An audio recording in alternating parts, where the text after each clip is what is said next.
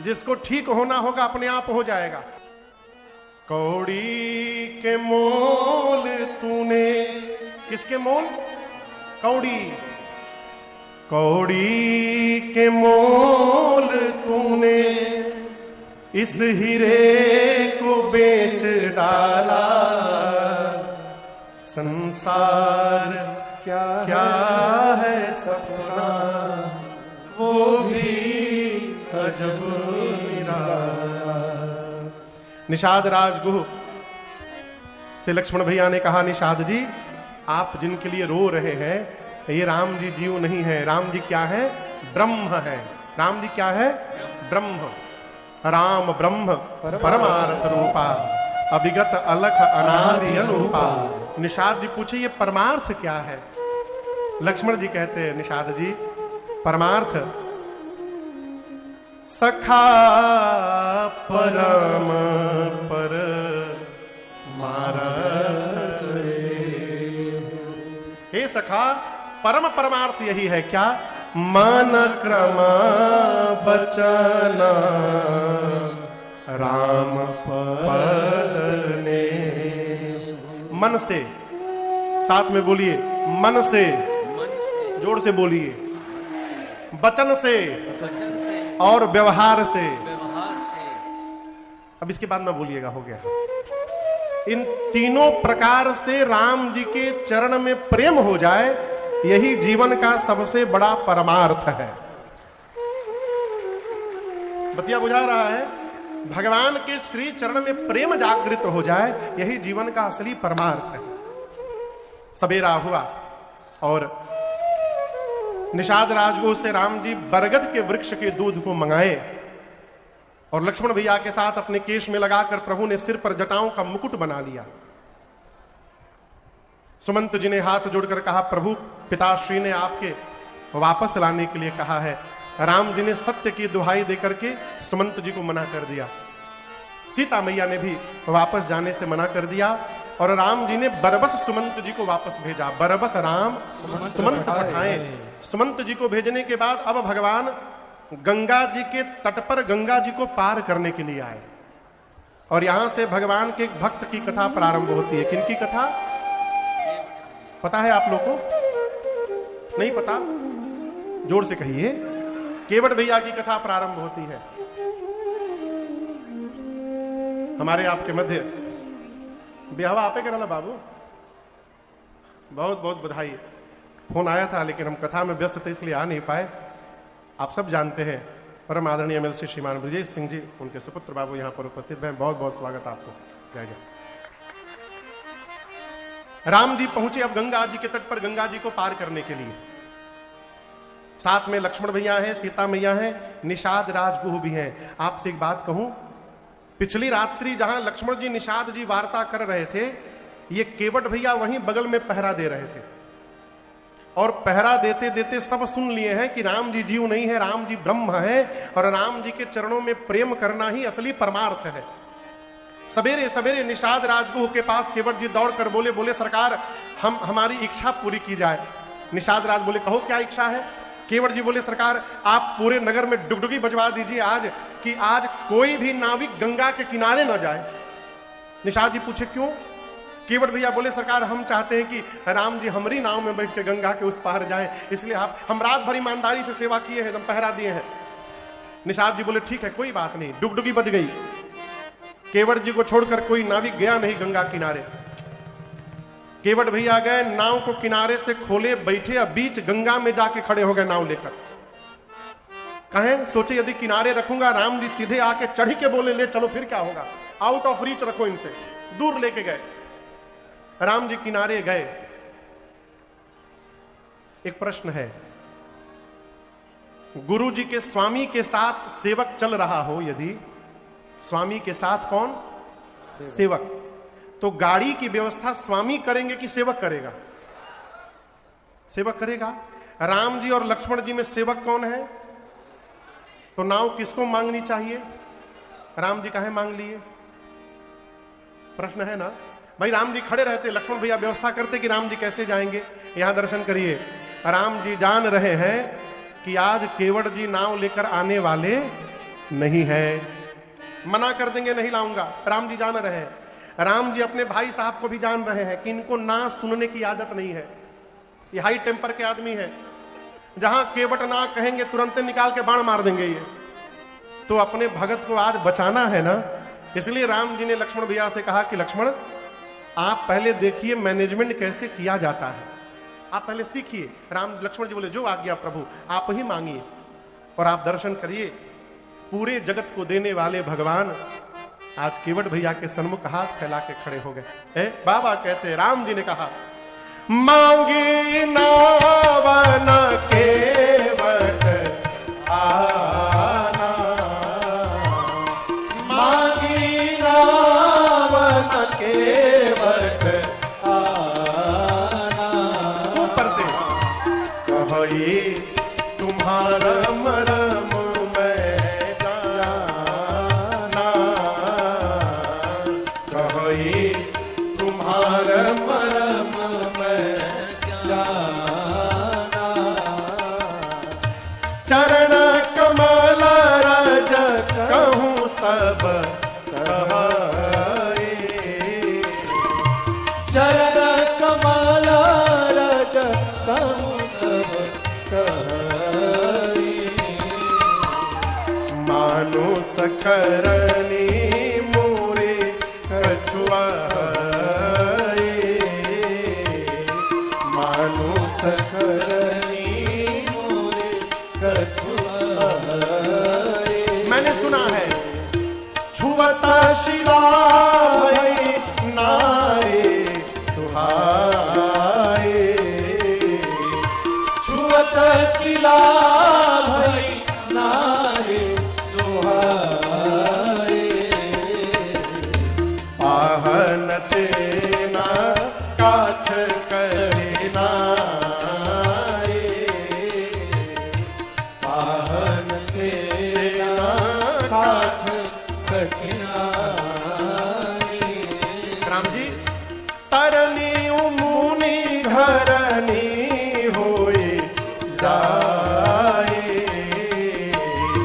तरनी मुनि घरनी होए जाए। सत्य कहता हूं बाट पर मुनि नाव उड़ाए, बाट पर मुनि नाव। हे राम जी कसम खा के कहता हूं मैं, क्या एहि प्रतिपालो सब परिवारों, एहि प्रतिपालो सब परिवारों। नहीं जानो कछु और कबारो, नहीं जानो कछु और कबारो। जो प्रभु पार अवसिका कहो, जो प्रभु पार अवसिका कहो। फिर मोहि पद पदुम पधारन कहो, मोहि पद पदुम पधारन कहो, मोहि पद पदुम पधारन कहो। राम जी ने केवल एक वाक्य कहा केवट भैया से, क्या क्या केवट जी आप अपनी नाव यहां लेकर आएंगे? मांगी नाव। केवट जी क्या बोले? न केवट आना। केवट जी मना कर दिए नहीं लाऊंगा। क्यों नहीं लाऊंगा? केवट जी बोले मैं आपका मर्म जानता हूं। जैसे केवट भैया ने कहा कि मैं आपका मर्म जानता हूं, लक्ष्मण जी हिल गए। अच्छा आप कल्पना करिए, आपसे कोई कहे हम सब जान रहे हैं, कोई बात नहीं होगी तब भी आप डिस्टर्ब हो जाएंगे, न जाने क्या जान रहा है। केवट जी बोले हम आपका मर्म जानते, हम लाएंगे नहीं ना।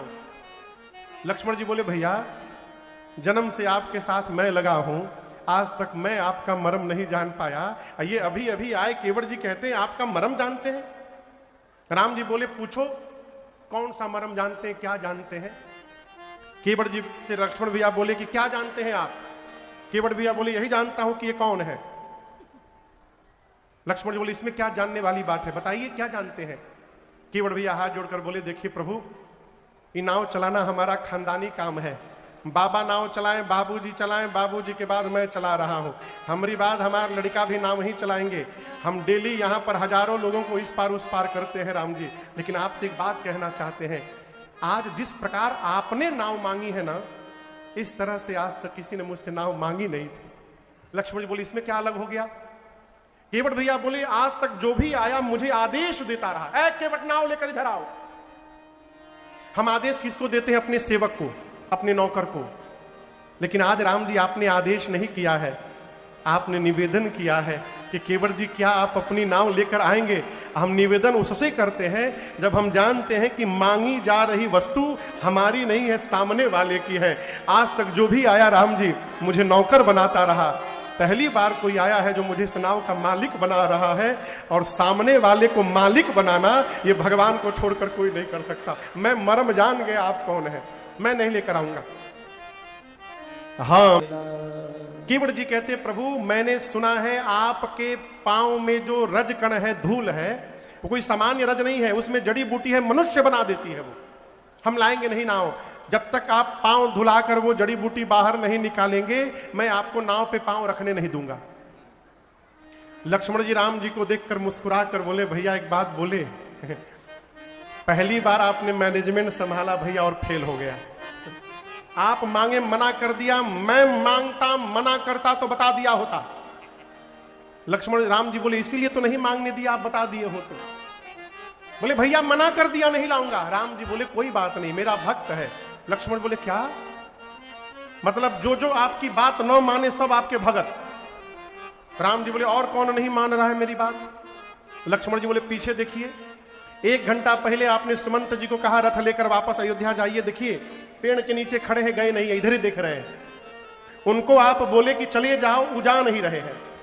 इन भाई साहब से आप कह रहे हैं आ जाओ, ये आ नहीं रहे हैं। आप जिसको जो कहते हैं वो उल्टा करता है। राम जी बोले लक्ष्मण जी से भाई साहब, अयोध्या से चलते समय मैंने आपको और सीता दोनों को मना किया था, मत चलिए। मना किया था ना, आप लोग मेरी बात माने नहीं माने। आप दोनों ने मेरी बोहनी बिगाड़ी है घर से चलते समय। मैं समझ गया था कोई मेरी बात आज मानने वाला नहीं है। कोई बात नहीं, भगत है। लक्ष्मण जी केवट भैया से बोले देखिए केवट जी, आप जो कह रहे हैं, जो तर्क दे रहे हैं, हमारी बात ध्यान से सुनिए। आप जो कह रहे हैं कि प्रभु के पांव के जादू से पत्थर स्त्री में बदल गया, यही बात है ना? ये घटना केवल एक बार घटी है, बस एक बार। उसके बाद भैया ने कितने पत्थरों पे पांव रखा, कोई दूसरा पत्थर स्त्री में क्यों नहीं बदला? यदि जड़ी बूटी होता तो। इसलिए आप डरिए मत, नाव लेकर के आइए। केवट जी बोले देखिए हमको भी पता है कि सारे पत्थर स्त्री में नहीं बदले, लेकिन मैं आपसे पूछता हूं, आप बताइए कौन सा पत्थर स्त्री में बदल गया? आप बोलिए। अब लक्ष्मण जी फंस गए, क्या बोले? केवट भैया बोले मैं बताता हूं। जिस पत्थर की ओर राम जी ने हाथ से इशारा करके पूछा था, गुरुजी वो शिला कैसी शिला है, जिस पत्थर की ओर हाथ से इशारा किया था राम जी ने, वो पत्थर स्त्री में बदल गया। आज यहां किनारे सैकड़ों नाव लगी हैं घाट पर, किनारे वाली नाव नहीं दिखाई दी राम जी को। अब मेरी नाव बीच गंगा में खड़ी थी, दिखाई पड़ गई। आज राम जी ने मेरी नाव को भी हाथ से इशारा करके बुलाया है। इसका मतलब है इशारा हो गया है, आज भी खतरा मंडरा रहा है। अब मैं इतना बड़ा रिस्क लेने वाला नहीं हूं। लक्ष्मण जी बोले भैया इस तर्क का मैं क्या उत्तर दूं? अब केवट जी बोले देखिए राम जी, मैं आप में कोई कमी नहीं निकाल रहा हूं। रावर दोष न पायन के पग धोरे को भोरे प्रभाव महा है।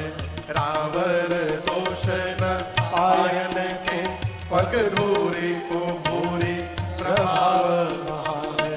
पाहन पे बन पाहन काठ को कोमल है, जल खाई रहा है। पाहन पे बन पाहन काठ को कोमल है, जल खाई रहा है। पावन पाय पखारी के नाव हो, पावन पाय पखारी के नाव चढ़ाई हो आयसु होत कहा है। तुलसी सोनी के वट के पर बैन हंसे प्रभु जानकी ओर हाथे। तुलसी सोनी के वट के पर बैन हंसे प्रभु जानकी ओर हाथे। तुलसी सोनी के वट के पर बैन हंसे प्रभु जानकी ओर हाथे। केवट जी बोले हम आप में कमी नहीं निकाल रहे प्रभु, न आपका दोष न आपके पांव का दोष, सारा दोष पांव के धूल का है। और आप लोग से एक बात पूछे, आप बताइए पत्थर कठोर होता है कि लकड़ी? कहिए पत्थर। केवट भैया बोले पत्थर कठोर की लकड़ी? लक्ष्मण जी बोले पत्थर। केवट भैया बोले कठोर पत्थर यदि स्त्री में बदल सकता है तो लकड़ी के नाव को स्त्री बनने में कितना टाइम लगेगा? ये तो लकड़ी है, ऊपर से दिन रात पानी में रहने के कारण पानी पीते पीते लकड़ी और मुलायम हो गई है मेरी। पत्थर को थोड़ा टाइम भी लगा होगा, ये मेरी लकड़ी की नाव देखते ही स्त्री बन जाएगी। हमको एक बात बताइए राम जी, हमारी नाव लकड़ी की नाव आपके पांव के स्पर्श से ब्राह्मणी बन जाए, हम मल्लाह के मल्लाह रह जाएं, तो आप बताइए आप हमारा उद्धार करने आए कि हमारी नाव के उद्धार करने आए? हमारी नाव